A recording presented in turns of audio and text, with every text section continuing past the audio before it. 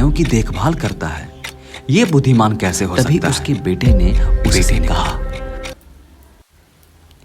एक राजा अपने आप को सबसे बड़ा ज्ञानी और बुद्धिमान मानता था।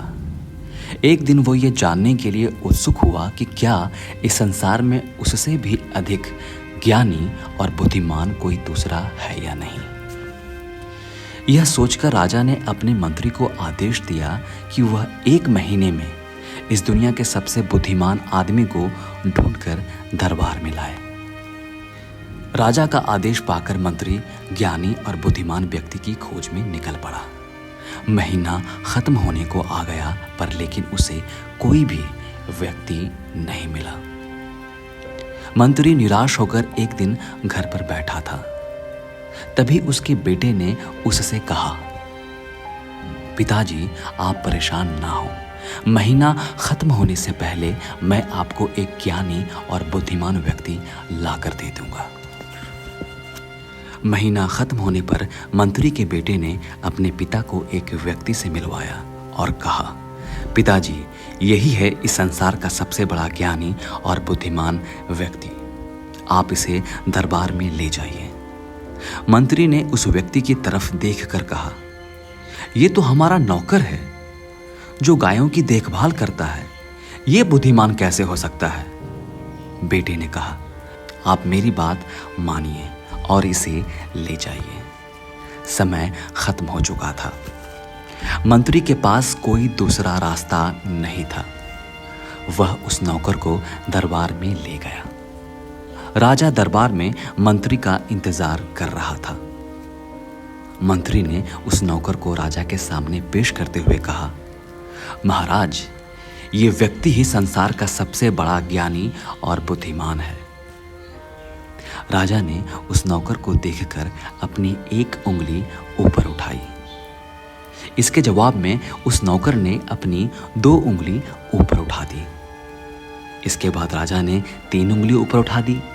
यह देखकर उस नौकर ने सर हिलाया और वहां से भागने लगा। राजा ये देखकर हंसने लगा और उसने मंत्री को एक बुद्धिमान और ज्ञानी व्यक्ति से मिलाने के लिए बहुत से उपहार दिए। मंत्री की कुछ समझ में नहीं आ रहा था कि ये हो क्या रहा है। अंत में मंत्री ने राजा से पूछ ही लिया। राजा ने कहा, एक उंगली उठाकर मैंने उससे पूछा, क्या मैं सबसे बुद्धिमान हूं? 2 उंगली उठाकर उसने मुझे याद दिलाया कि भगवान भी तो हैं। फिर मैंने तीसरी उंगली उठाकर पूछा, क्या कोई तीसरा भी है? उसने सर हिलाकर साफ मना कर दिया।